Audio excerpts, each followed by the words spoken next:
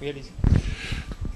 Il faut savoir qu'à la FFB, il y a 38 employés à plein temps, qu'il y a un site à Saint-Cloud où il y a les salles de jeu, il y a les bureaux, il y a tout ce qui est nécessaire. Et qu'au-delà des 38 employés à plein temps, il y a à peu près une centaine de personnes qui ont des contrats partiels de temps en temps pour les besoins de la cause. La Fédération française de bridge est dirigée par un président avec un bureau exécutif et nous sommes tous intégralement bénévoles. Toutefois, il est bien évident que quand on est bénévole, ça ne veut pas dire qu'on soit obligé de tout payer les frais de notre poche. Donc, je prends mon cas, quand je viens à la réunion, je suis ravi d'être avec vous, mais ça coûte à la FFB, et ça c'est une certitude. Deuxièmement, si vous êtes très satisfait des systèmes informatiques qui existent, et de tous les développements qui se créent, et quand vous me parlez de l'université du bridge, là encore, nous sommes dans des sources de dépenses considérables. Le but de la FFB n'est pas de, comme le but d'un comité, n'est pas de faire des profits, c'est de pouvoir joindre les deux bouts et d'avoir une réserve suffisante pour permettre de faire face à des dépenses futures et nécessaires. J'ai un programme de rénovation du système informatique qui coûte quand même 600 000 € au passage. Plus particulièrement sur cette question financière, c'est difficile de parler comme ça d'une personne parce qu'elle fait son travail tout à fait normalement et les bridgeurs sont satisfaits, mais c'est sûr que la charge financière de la secrétaire, pareil pour le CBOME, Monsieur Green vient de dire qu'il y avait 38 personnes employées, et ça c'est tout à fait normal, mais la charge financière de la secrétaire du CBOME paraît quand même très élevée quand on voit un petit peu les frais que ça peut occasionner. Alors je ne sais pas parce que tout a été informatisé. Alors j'ai un ami, je suis un peu long là, je suis désolé, mais qui m'a dit par exemple qu'on ne peut pas faire directement la gestion des licences directement avec le logiciel par exemple. Donc est-ce qu'on ne pourrait pas utiliser au maximum, informatiser et peut-être à propos de ce travail de la secrétaire, peut-être envisager à mi-temps, ou je ne sais pas s'il y a une solution.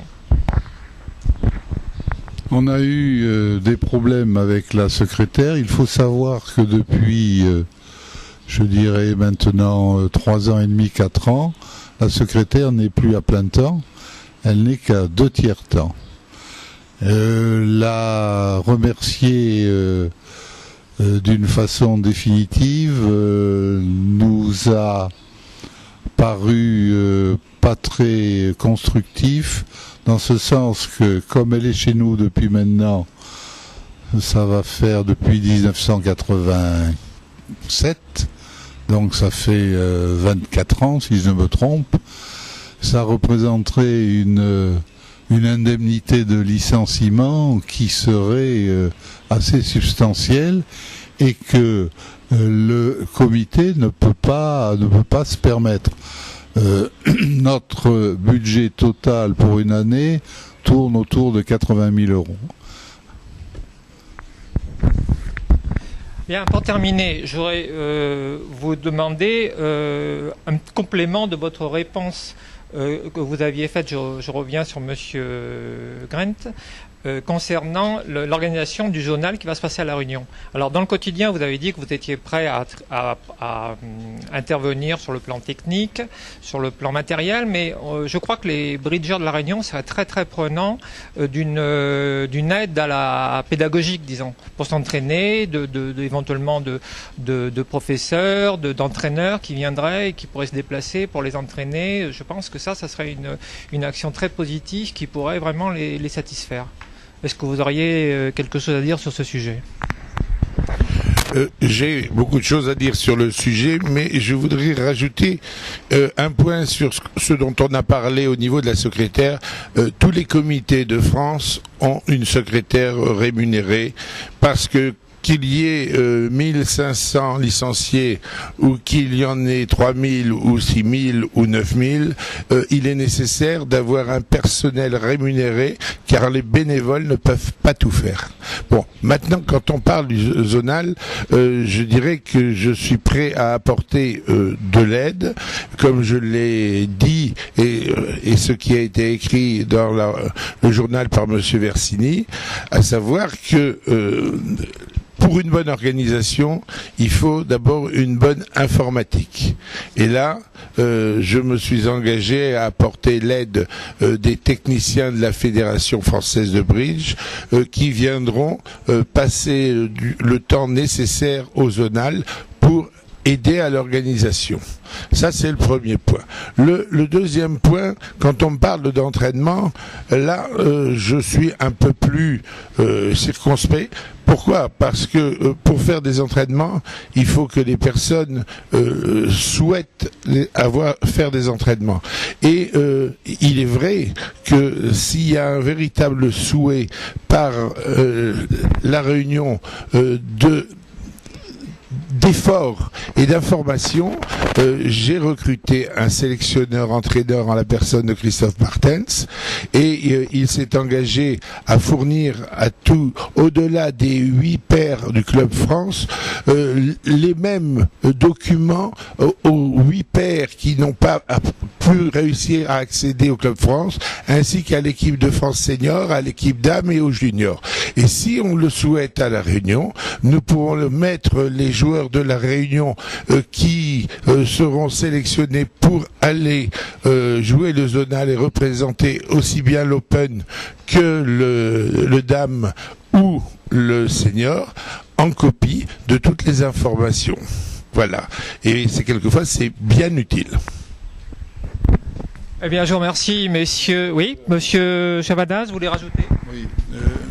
J'aimerais rajouter quelque chose en ce qui concerne les stages. Je rappelle que l'année dernière, nous avons envoyé à La Réunion Jean-Claude Bordonneau pour un stage arbitre.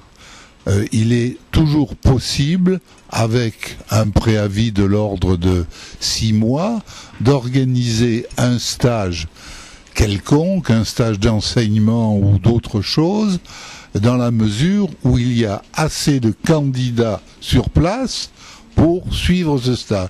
Et ce stage est organisé sur la base suivante: l'hébergement complet à la charge du district, le voyage à la charge du CEBOM et les assurances salaires à la charge de la FFB. Donc, c'est quelque chose sur lequel le bureau du district peut réfléchir et voir s'il y a quelque chose à faire. Eh bien, je vous remercie d'avoir répondu avec patience avec ces questions parfois un petit peu difficiles. Enfin, j'espère que tout s'est bien passé. Je ne sais pas si vous voulez rajouter quelque chose, Monsieur Grain, pour finir.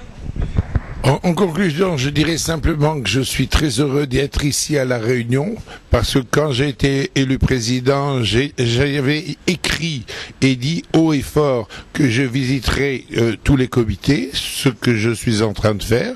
Et quand Pierre Chavanaz m'a parlé de venir chez vous, j'étais très enthousiaste, malgré que ça fasse pour moi beaucoup de temps passé, d'autant plus que quand je rentre de La Réunion, j'ai déjà un rendez-vous le vendredi après-midi au conseil avec le président du conseil général, et que le samedi et le dimanche je joue la Coupe de France. Donc et samedi matin j'étais en train de faire la promotion du Téléthon avec la Fédération française de bridge. En conclusion, comme Patrick Grant, très content de cette visite. Je n'ai pu venir dans le passé pour des raisons personnelles. Je le regrette, mais je suis très heureux d'être parmi vous et j'espère que tout ça va très bien se passer. Voilà, merci.